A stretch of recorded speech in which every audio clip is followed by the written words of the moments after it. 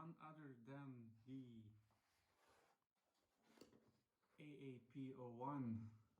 Now, for those who know it, and for those who don't know it, it will be quite a surprise.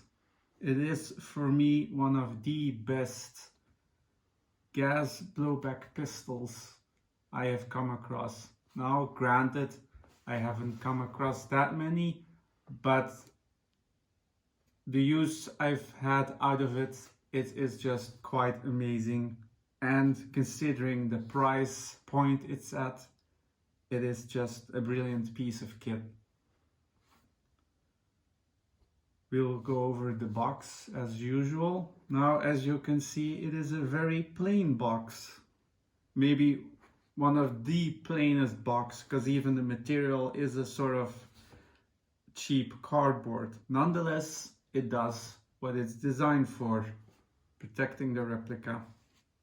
We have at the front a sort of sneak peek at what's inside and the availability of color, be it black or forest dark earth, which is basically a sort of tan. And its full name, even though everyone says AAP, then you'll know what everyone's talking about. It is the AAP01 Assassin. But there you go, although no one says that. Apart from that, there is just some general information that it's an adult toy, you know, the whole bland yada yada yada information. Just branding, their website, their brand again, their website again, their brand again, in case you didn't know who made it, and their website again, but this time in even bigger letters with a QR code. So there is no shortage of finding your way to their website, in case you were wondering who made it and where you can find more information. As we open up this very basic box, we are greeted by an energy test report. Basically, it says how it was tested, where it was tested, what kind of gas, what kind of temperature. 10 shots usually denotes the most basic test. They always use around 10 shots. The average muzzle speed and the average joule. And that's pretty much it. And a nice stamp saying it's authentic. Aside from that, we have an instruction manual, which we'll go over in a second. The AAP itself being black, of course, and a mag. So that's pretty much it. Although this actually looks like something you would put eggs in, but it does the job. It keeps the replica safe, and that's pretty much it. That's all you get in the box. The test report, the manual, the magazine, and the AAP. Now we'll put these two to the side and we'll go over the manual itself. Now, it is a decent manual. Most manuals are pretty generic and don't really go that much into detail. So most manufacturers, now that being AEG manufacturers, on gas pistols or gas blowback pistols, I'm not really sure, but they usually keep it pretty much generic, and the pictures they use are generally that of one piece, and they just use it for all the models in there that they sell. But this one is actually quite specific and useful. So here we have a detailed description of all the external parts in the English and Taiwanese, because it's Action Army is based in Taiwan, so it should be Taiwanese. We have the installation and removal of the muzzle protector or thread protector. Basically just hides the threads where you would put a tracer, how to adjust the hop, or in my case don't adjust the hop, the firing modes and safety, how to apply the safety, how to change the firing mode, because it is semi and full automatic, so that's quite fun. How to set the magazine, so all put the safety on, take the magazine out, how to fill the magazine with the BBs, how to fill the magazine with the gas, correct way, how to open up the AAP, how to replace the safety button. I'm not sure why that's included, but apparently they included how to replace the safety button. Well, you need to know how to remove the safety button anyway if you plan on doing anything to it. How to fire it, how to replace the magazine release. So that's basically, the magazine release is basically the button you push to lower the magazine out of the pistol. And a parts list. Very nice, very detailed. With all the numbers. So kind of looks like you're ordering from a takeaway. I'd like number 35 or number 28. But there you go, it's still a nice touch. So this is a very nice and properly assembled instruction manual. So actually, if you don't know what you're doing, I'd recommend reading through it at least once. Now let's go to the actual piece itself, the AAP. Now the first thing you notice is it's full polymer, but it isn't a cheap polymer. There is almost no mold lines. So mold lines means those, usually these things are injection molded, and when you take them out, there's edges on it, and those are called mold lines. But there are, of course, always some sort of mold lines, but they are not really that visible. And also there are a variety of plastics. So you have the cheap plastics, those that break quickly, and then you have a more reinforced polymer plastic. And as you've noticed, I am feeling and pressing everywhere. There is no creaking whatsoever. So that is another very interesting and welcoming fact, that it is from a more high-grade plastic. We'll go over the external features of the pistol first. At the front we have the muzzle protector.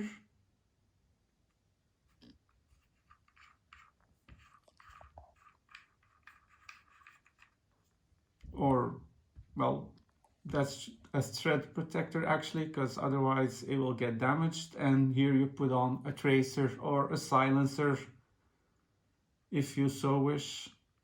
Now, do be careful with any threads, and especially plastic threads. Make sure it's lined up correctly.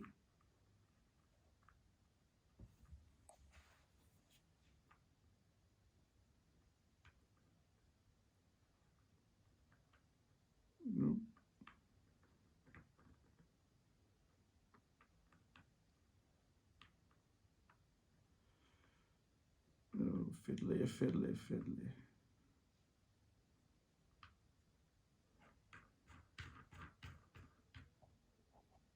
Now never force it, because otherwise you will cross-thread it, which means you will destroy your threads and you will ultimately destroy any possibility of mounting anything else on the pistol.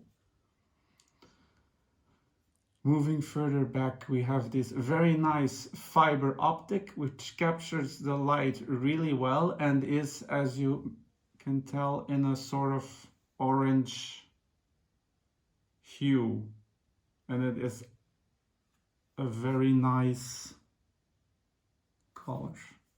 Very clear, minimal light, so it's pretty nice for even low light conditions.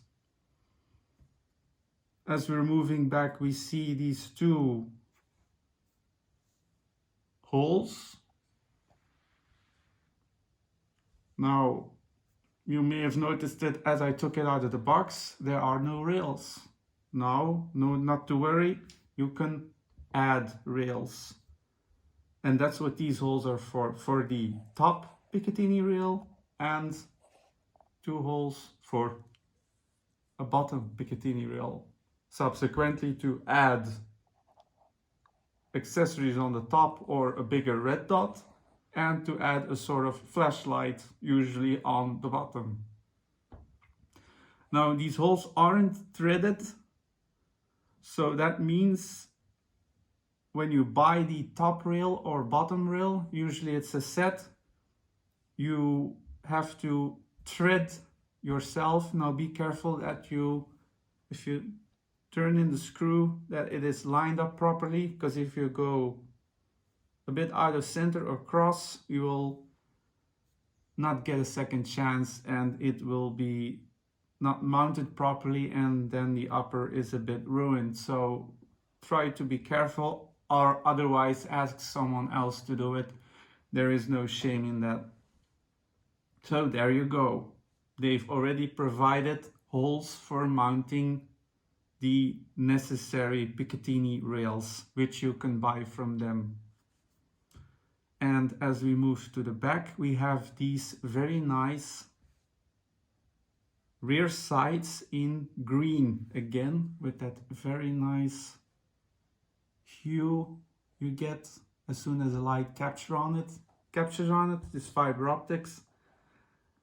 Some say they shouldn't be fiber optic, they should just be as the model, so just plain, nothing fiber optic.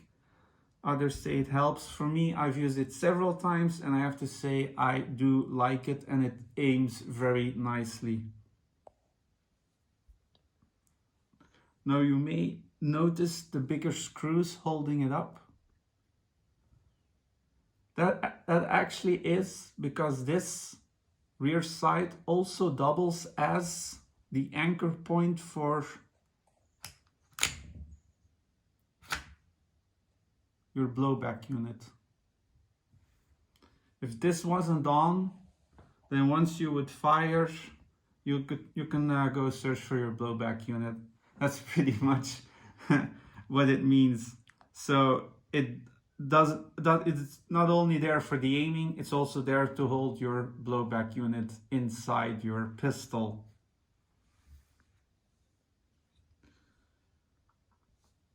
As we move further down, we have the safety. Just a easy to push safety, which has, depending on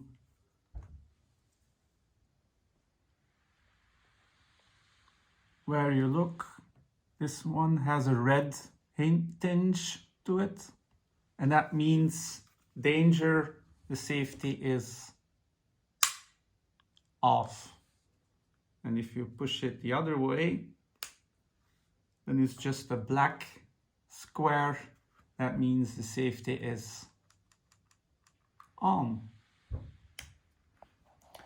Apart from that, we have the lock that holds the slide. Well, the slide is this internal part, but it holds the slide back like you would have with a Glock. So that's this one. Then we have this not bad trigger, but it does have quite a lot of travel in it, and it has this annoying double safety. So that means if you pull the main trigger,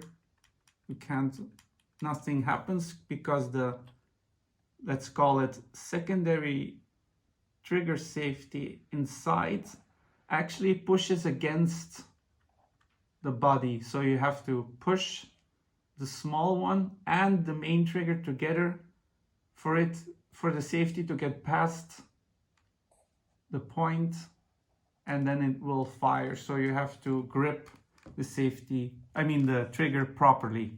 Otherwise, nothing will happen. We also have, I'll turn it around for this, a very nice mag release. A little bit overlarged, and there is even an option for a bigger one, but it does the job. It releases the mag very nicely. So, but maybe it can cause accidental mag release, so you might have to be careful with that. Aside from that, we have this beautiful plenty grip crafted,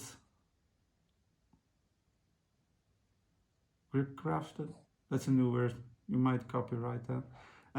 Just a beautiful grip with plenty of serrations and ribbit? No, that's a frog. Well, sort of serrations, and it provides for a very nice, comfortable grip, especially if you have gloves on. Aside from that, there's this hole, which I don't really know what the point is, but if someone can tell me, I'd be very much obliged. That's the only thing I couldn't figure out. Now, this one does actually have a real-life counterpart. It is based on the Ruger 22. Now, the Ruger 22 is a .2 caliber pistol. It is a similar look, not completely the same. There are a few differences, of course, but that is where it is based on. They obviously made their own changes for the Airsoft adaptation. Now, with a Ruger 22, which is similar, the slide doesn't move. So, for example, with a Glock, the whole slide moves back and forwards. With a Ruger or with an AAP, the only part that moves is this, allowing for less recoil, although trust me, it still has plenty of recoil, and more gas efficiency. Now I'm going to leave it cocked because, one, there is no magazine in it, and two, if you want to open it, that is actually what they say you should do. So you cock the pistol so that the hammer is ready to strike. You push the button over here, you hinge it forward, you make sure it is not too much forward, not too much back, so it takes a bit of practice, but once you figure it out, it's nothing, and it will separate into two pieces. Now we'll do the lower part first. We have the hammer assembly, We have the safety here. So if I move the safety about, you'll see it as I did with the... So it will generally just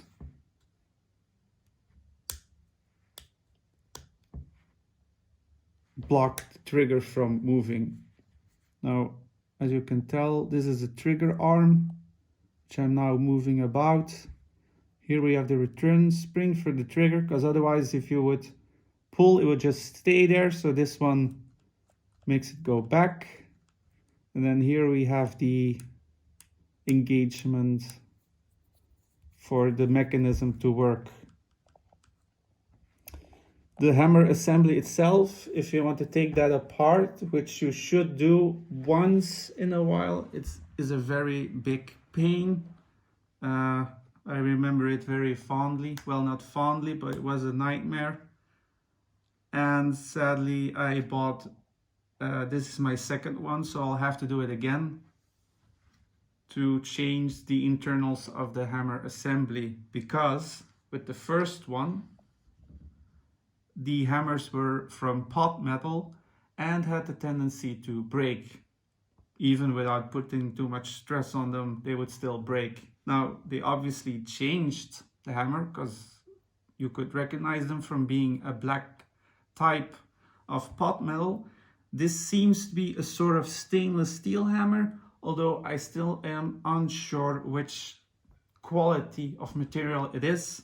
So you're still better off replacing it anyways. And that is actually the only thing you should replace if you don't want to spend too much money at the beginning.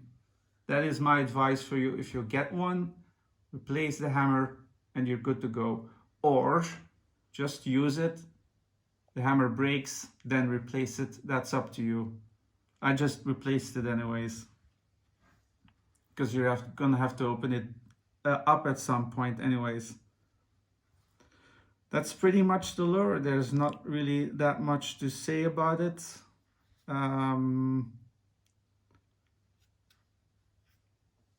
It is very nicely made, but you could see that when I showed you, but I'll show you it again. I mean, you could barely see any mold lines. The trigger, that's something I changed on my first one as well. Could use from a bit of short stroking, but that's not really relevant to the video.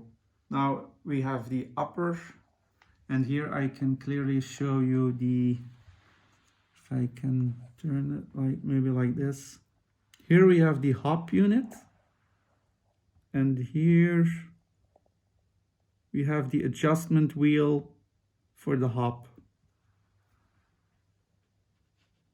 If I turn it like this, maybe towards the light, you can see these two wheels.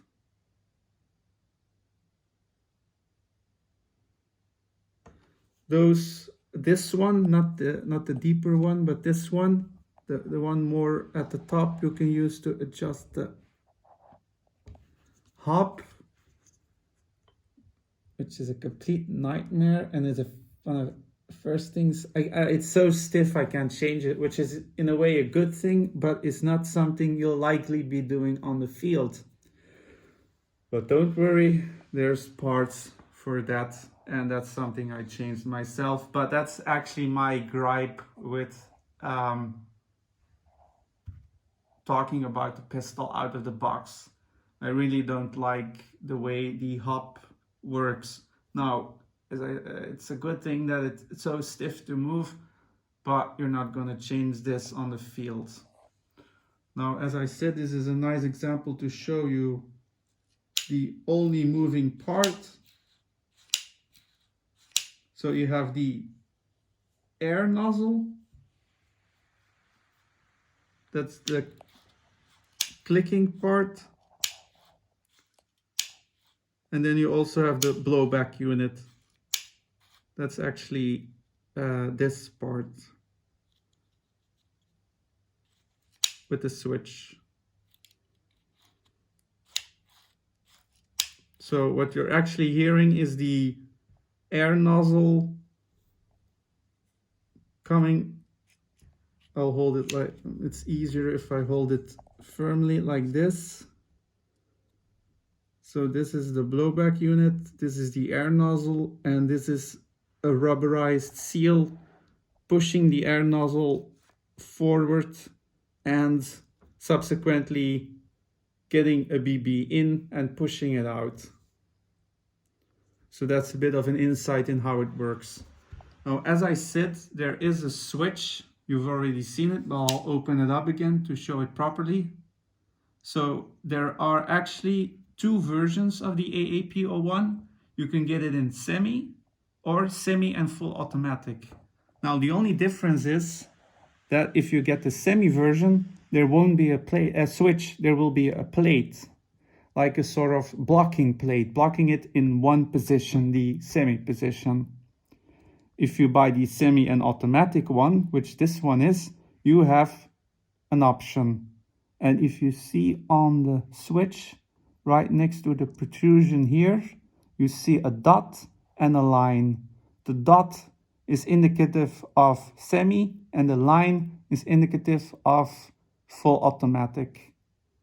So that means once it's on the AAP, you just pull it back, click the switch and release it.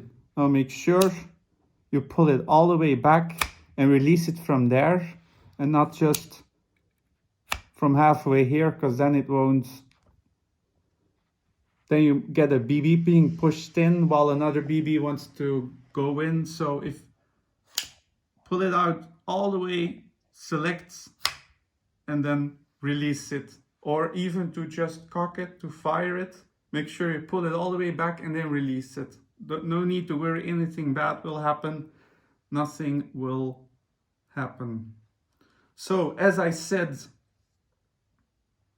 or as I haven't mentioned actually, maintenance is very important on everything, even on gas blowback. More important, gas or gas blowback, any sort of gas replica, maintenance is even more important. And as I said in the beginning, these two screws hold on the blowback unit. So it is very important to make sure there is lubrication between the slide and the blowback unit.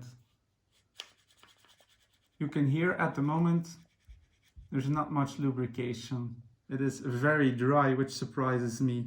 So always, if you're gonna use it for the first time, lubricate it. And every game, just check it.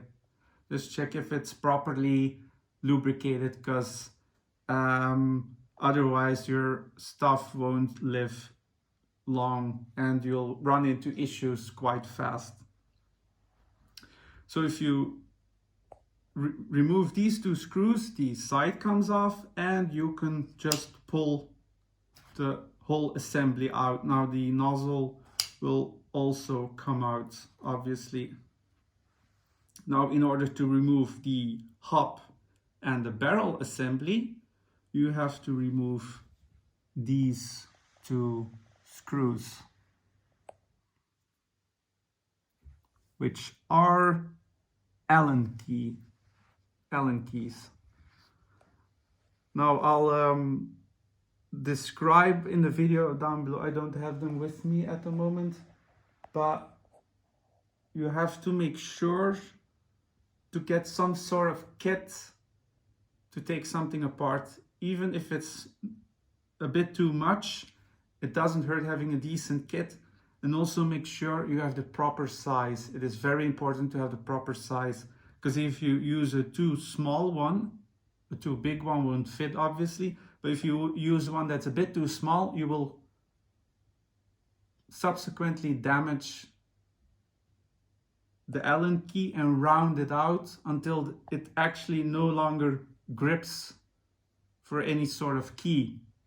So another very important thing is make sure you have the correct Allen key, or in this case it's another Allen key. Sometimes it's Phillips screws or hex make sure you have the right size and the correct type. So don't try to, oh, I don't have an Allen key, so I'll take an extremely small flat screwdriver. Just get the proper tools. It will help you along the way. And if you remove those, then you basically have stripped the entire upper. For maintenance, it's only important to remove this one frequently. Now, occasionally, you also have to remove the hop unit to clean the barrel.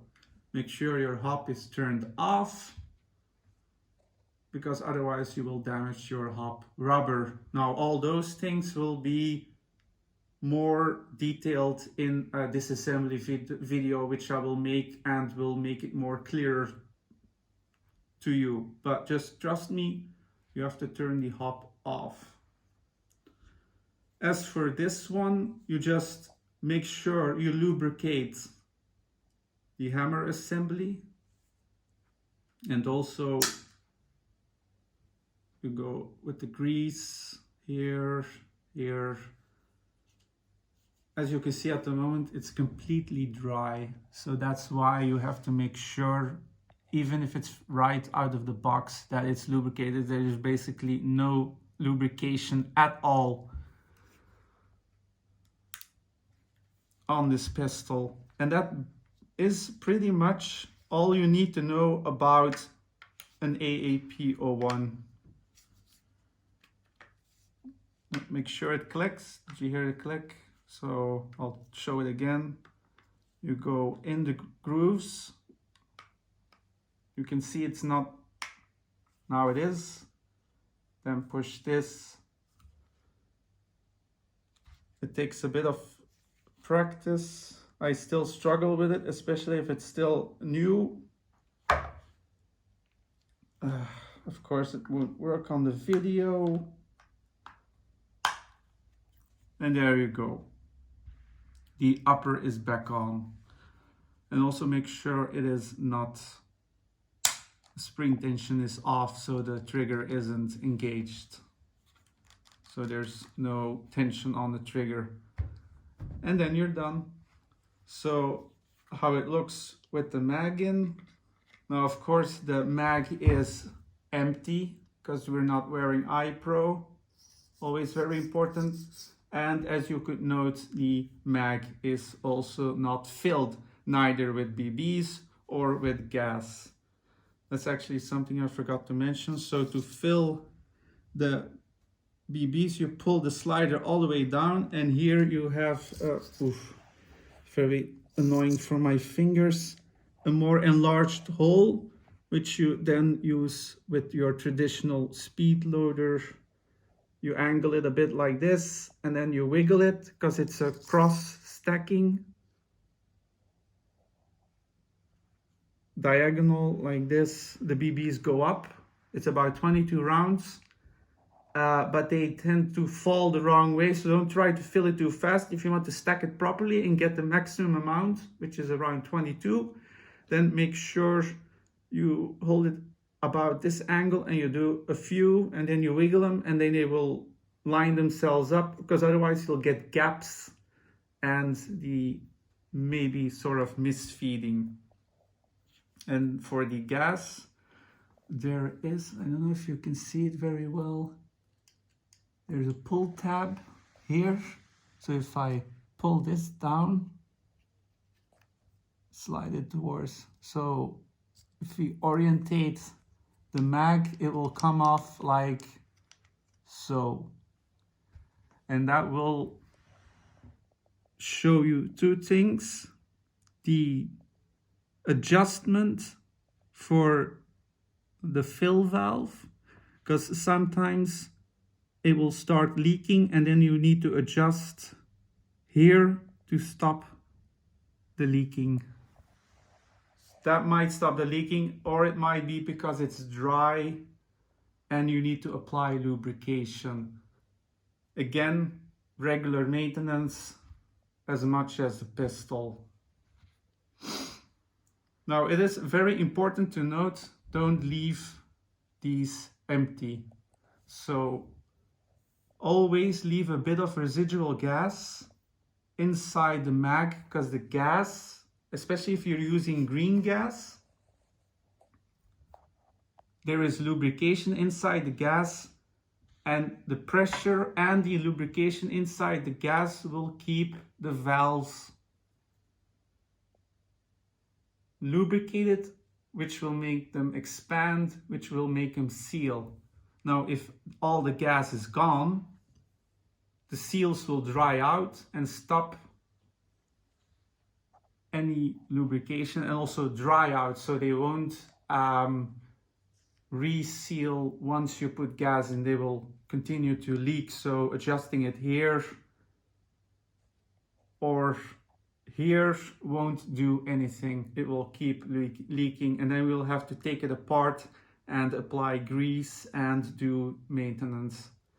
So always leave a little bit of gas inside the mag, and don't leave it in the sun or anything like that, especially your green gas canisters. So to put it on, you just pull it the same way. Oh, I'm orientating it the wrong way. So just the reverse of what you did. Release it, and now it's on. So that's how I refill it. So I take it off, and as they say in the booklet, it is very important to keep the mag like this and the bottle like this. Again, a very nice detail that they explain that, because for a beginner this might not be clear, and for me it was obviously not clear at all.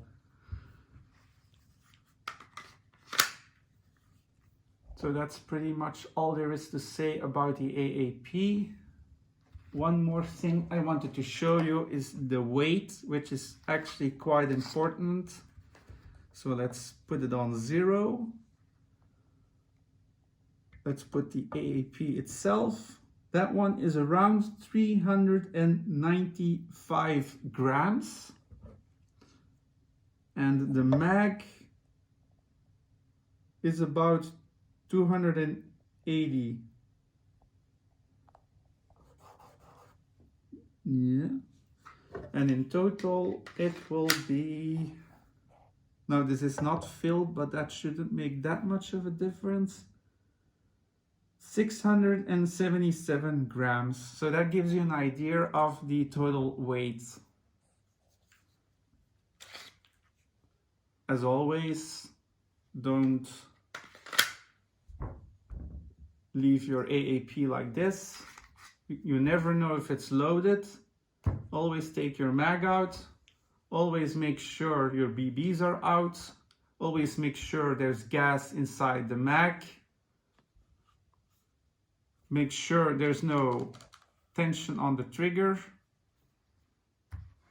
And regular maintenance. And also make sure the chamber is empty. So that's easily, if you just pull the blowback unit back, you can see if there's any BBs inside. Because obviously, if you then put a mag in, it will become dangerous. So try to follow basic safety. So that was just an idea about weight that might be important for someone who wants to know what the weight of the AAP is. So that's pretty much it about the AAP01. I hope you've enjoyed this video. I will continue to follow up with a disassembly video and a comparison video with my first one, which I have already modified. And where I have changed the hop, because I really hate that hop unit very much. And I replaced something such as trigger, because this one has too much travel in it. So travel means the amount it needs for the hammer to strike.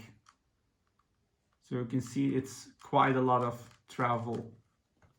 But that will be explained in another video. So I hope you've enjoyed this video. and I hope to see you around with my other videos. If you have any questions about the AAP01 or other things, then feel free to ask me.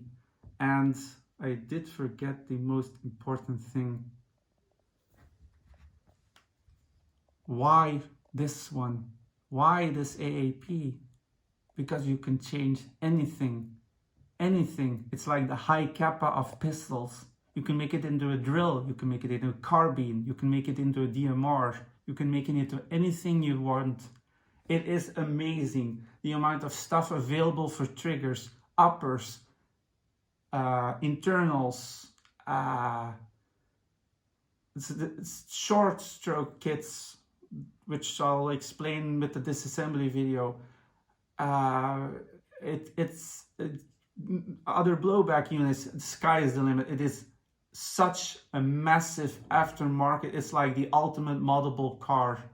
If there's a part for it, you can name it. You can basically just buy another AAP because they now sell different lowers, but that's up to you. But that's actually, I can't believe I forgot the most important main selling point. The thing is moddable up to such an extent that it's just mind-blowing. You can't imagine how much you can change on this AAP01, and that is apart from the fact that it's such a nice pistol on its own. The whole aftermarket thing is just like the gravy on the perfect turkey. Thanksgiving reference there. So that is just the whole hidden story behind it, and that will become more clear in the comparison video with the one I've pretty much modded. So sorry for my fake finish of the video. This is a real one. I hope you've enjoyed it, and I hope you continue to enjoy my videos. And if you have any questions, you're always free to DM me on YouTube or Instagram, and I'll hope to see you again with the other videos. Take care and have a good day. Bye.